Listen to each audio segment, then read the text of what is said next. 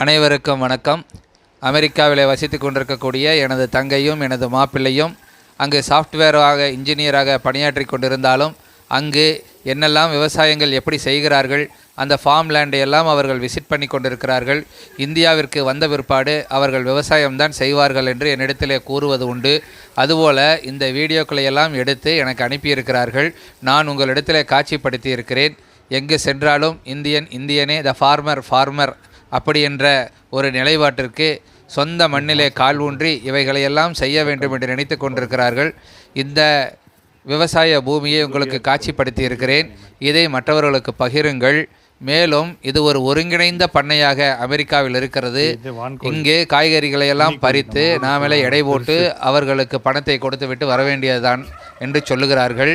எனவே இதை பார்த்துவிட்டு பகிரவும், சப்ஸ்கிரைப் பண்ணுங்கள், லைக் பண்ணுங்கள், ஷேர் பண்ணுங்கள்.